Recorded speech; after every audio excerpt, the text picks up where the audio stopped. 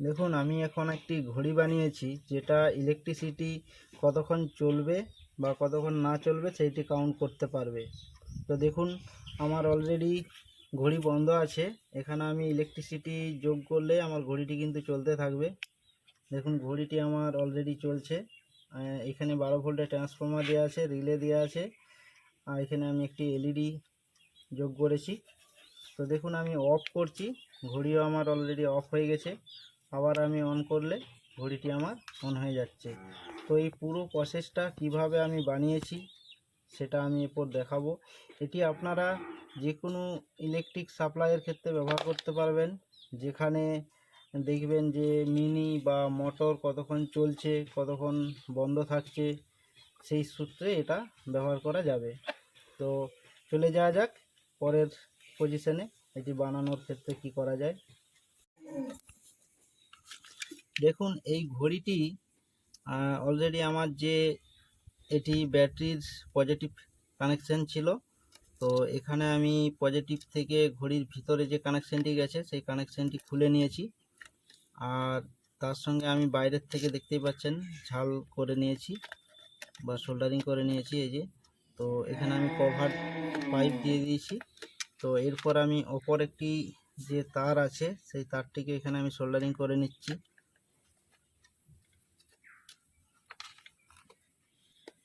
তো এখানে আমি কভার দিয়ে নিলাম। তো এরপর আমি ব্যাটারি লাগিয়ে নিচ্ছি। দেখুন, এখন কিন্তু ঘড়ি আমার চলবে না, তো ঘড়ির কাজ আমার শেষ। তো এখানে দেখুন, একটি আমি 12 ভোল্ট রিলে নিয়েছি। এটি 10-15 টাকার মধ্যে আপনারা বাজারে কিনতে পারবেন।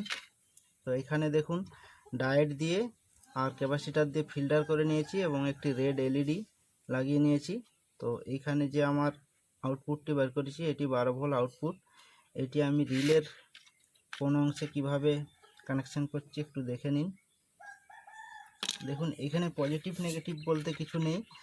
আপনি যেখানে 3টা সিরিয়ালের রিলে কানেকশান থাকবে তার যে কোনো একটিতে পজিটিভ বা নেগেটিভ লাগাতে পারবেন। তো আমি লাগিয়ে নিচ্ছি এটা।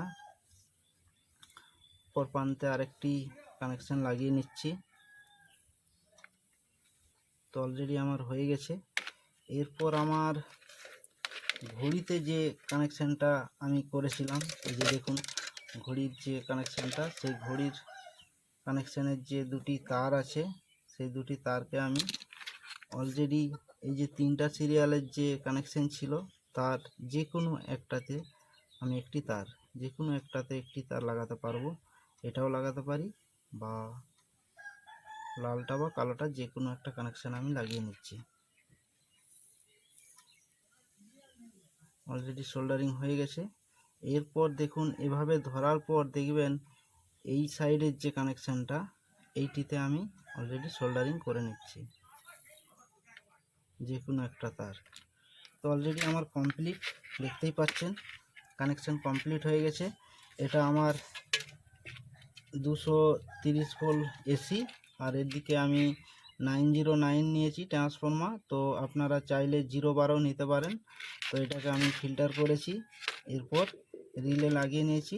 দেখুন, এখানে আমি যখন ইলেকট্রিসিটি সাপ্লাই যোগ করব তো অলরেডি আমার ঘড়িটি চলতে থাকবে। তো একবার আমি করে দেখাচ্ছি।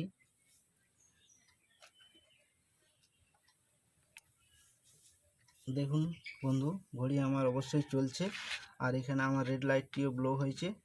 তো এরপর আমি যদি বন্ধ করি, দেখুন অলরেডি আমার ঘড়িও বন্ধ হয়ে গেছে।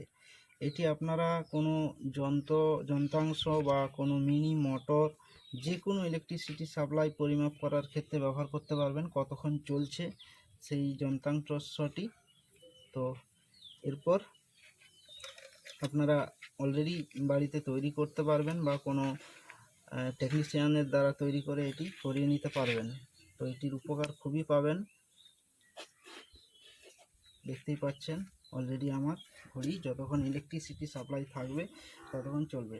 ধরুন মাঝখানে কারেন্ট চলে গেল, কোনো কিছু চলছে, সেইখানে পরিমাপ করতে অসুবিধা হয়ে যায় যে কতক্ষণ ইলেকট্রিসিটিটা ছিল বা কতক্ষণ থাকছে না। ঘড়ির ক্ষেত্রে থাকলে এটা আপনি বুঝতে পারবেন। তো এই ছিল আমার ভিডিও। চ্যানেলটি অবশ্যই সাবস্ক্রাইব করবেন। ধন্যবাদ।